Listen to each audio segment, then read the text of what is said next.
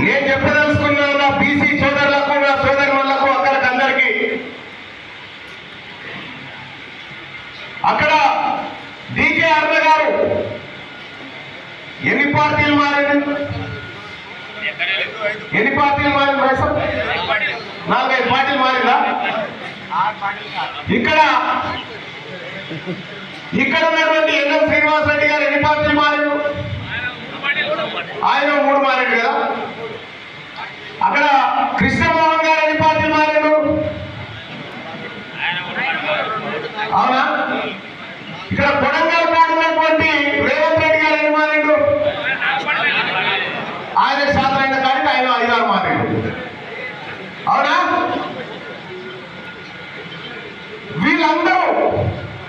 వీళ్ళందరూ పార్టీలు మారి ఏడికి పోతున్నారు? వీళ్ళంతా ఎక్కడికి పోతున్నారు? ఏడ అధికారం ఉంటే అడికి వెళ్ళిపోతారు. ఏడ అధికారం ఉంటే ఆడికి వెళ్ళిపోతూనే ఉంటారు. ఎందుకంటే అధికారం ఉన్న కాడ మాత్రమే వీళ్ళు అన్నం తిని బతకగలుగుతారు. ఇక మన బీసీలు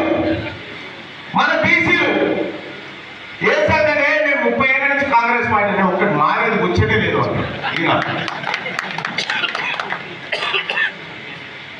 నేను 40 ఏళ్ళ నేను తెలుగుదేశం పార్టీలో ఉన్నాను. ఇగో మా పెద్దలు చెప్పాలి. ఆయన ఒక ఆయన ఎలాగంటే నేను దచ్చదాకా అదే అంటాడు. వాళ్ళేమో పార్టీలు మారుకుంటా అధికారం ఏడుంటే అలా వారిపోతా ఉంటే నువ్వు వాళ్ళకి పట్టుకొని ఆ జెండాలు పట్టుకొని అలా పార్టీల జెండాలు పట్టుకొని భుజాలని కాయలు కాసేటట్టు తిరుగుకుంటా మనం మరి ఇన్ని పార్టీలు మారేపోయాయి కదా. రేపు పొద్దుగల ఈ పాలమూరు జిల్లాలో బీసీ ఉద్యమం ఉప్పినలాగా లేవగానే వచ్చి మళ్ళీ ఈడికి కూడా వస్తాడు.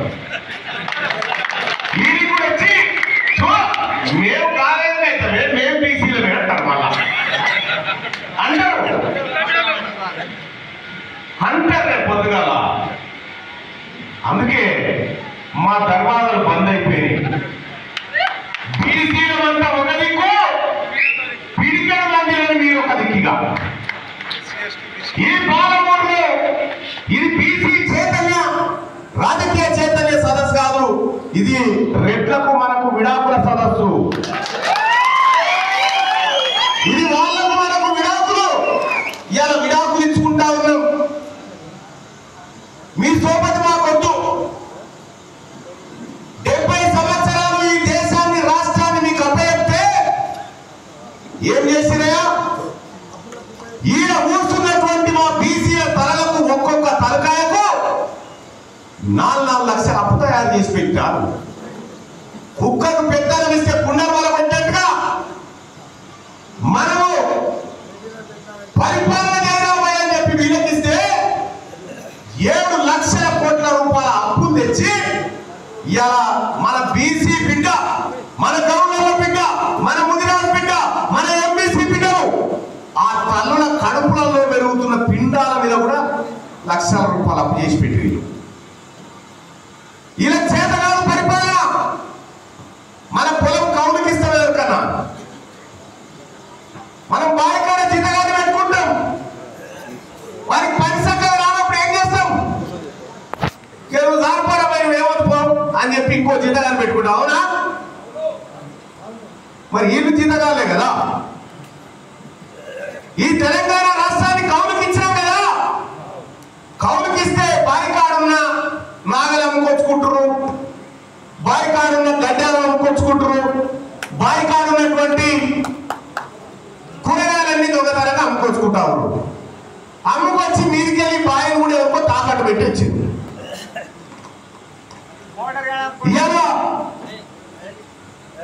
అమ్మలెక్కలు చాలా ఎంత విచిత్రమైన మాట అంటే, మనల్లంట మన బీసీలనంట కోటీశ్వరులను చేస్తా అని చెప్తా ఉన్నాడు సీఎం గారు. కోటీశ్వరులంట. కోటీశ్వరులను చేయాలంటే సంపద ఎవరికి పంచాలి? బీసీలకు కదా పంచాల్సింది. అప్పులు మనకు పంచి ఆస్తులు వాళ్ళు తీసుకొని మనని కోటీశ్వరులు చేస్తారట. ముద్రా లోన్లు వస్తాయి తల్లి. ముద్రా లోన్లలో మొత్తం 2,000 కోట్ల రూపాయల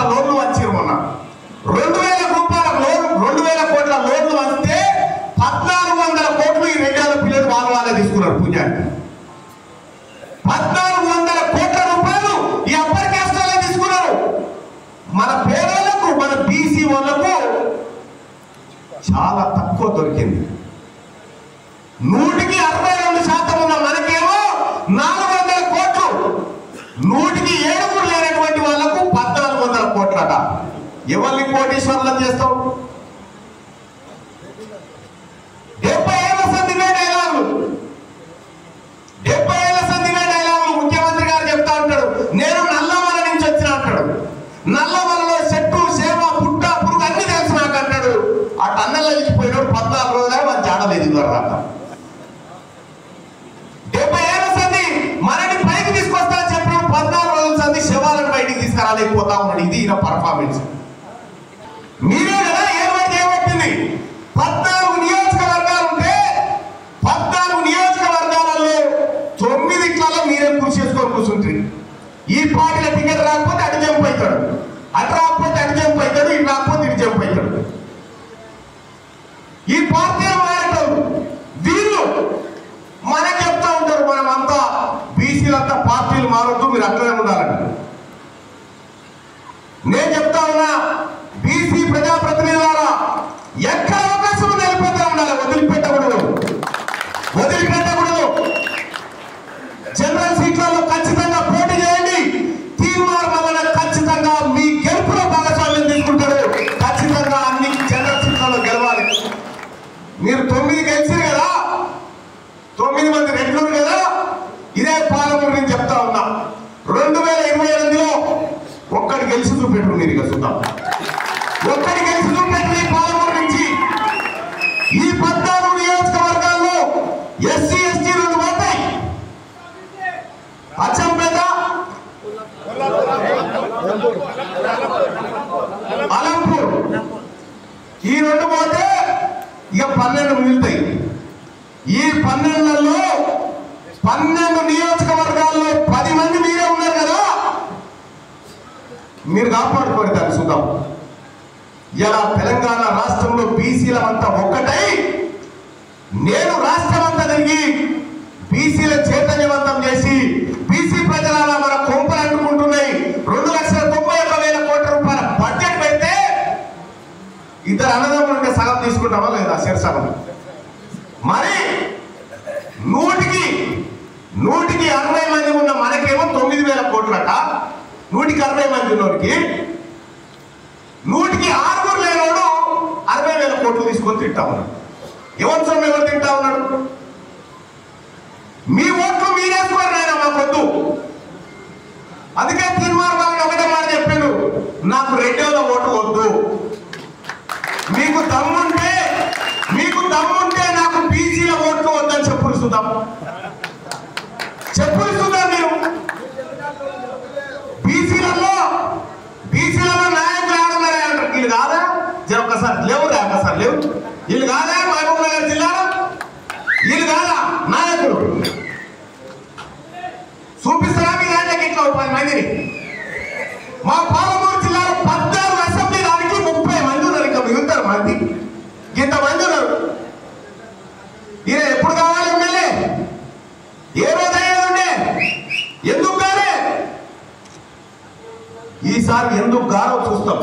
కూర్చొని పైసా మాతాల నాయకత్వం లేదు, మా వాళ్ళు పనికిరారని చెప్పి మాట్లాడుతూ ఉంటే నేను మహిళా సోదరులకు మైక్ ఇవ్వని చెప్పిన.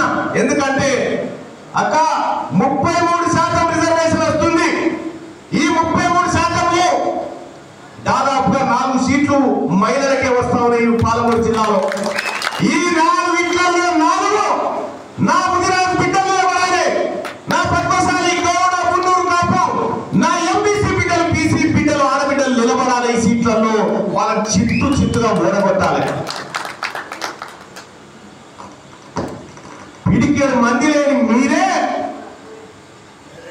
ఇలా రాష్ట్రం మాది, సంపద మాదని తిరుగుతుంటే, ఇంతమందిని 2 కోట్ల మందిని భూమి మీద ఈ తెలంగాణ గడ్డ మీద ఉన్న మమ్మల్ని నువ్వు కాంగ్రెస్ పార్టీ నుంచి నాకు సస్పెండ్ చేసినావు. ఎవరు? గీనే ఉంటాడు సిద్ధారెడ్డి వనపర్తి కాడ. ఆ తెలియలేదు మనలేదు, ఆ బుక్కులు ఏముంటుందో కూడా తెలియదు ఆయన. ఈ తెలియని సన్నాసులంతా, ఈ తెలియని వాళ్ళంతా ఎమ్మెల్యేలు ఎంపీలు అయితే అంగబడరా గూడెం మైపాల్లో ఏమన్నా కాంగ్రెస్ పార్టీ అది ఇచ్చిపెట్టి ఇదే సిన్నారెడ్డి తూడి మేఘారెడ్డిని ప్రెస్ మీట్ పెట్టించరా ఈ 2 ఏళ్ళు ఏమనుకున్నా ఏం కాదన్నా కానీ బీసీలు అయితే ఏమన్నదట అందుకే ఏమైంది మొన్న కరీంనగర్ ఆదిలాబాద్ నిజామాబాద్ మెదక్లో బీసీలు అంతా కాంగ్రెస్ పార్టీ పండ పెట్టి కసరకక్కేదాకా దొక్కింది అయిపోయాడా ఆడ ఓడిపోయా ఆ బీజేపీ వాళ్ళు ఏం చేసిరు ఓ బీసీ అభ్యర్థి టికెట్ ఇచ్చిరు ఆ బీసీని చూపెట్టి ఇంకో ఓసీని కూడా గెలిపించుకున్నారు వాళ్ళ ఉపాయం వాళ్ళు చేసారు ఎందుకంటే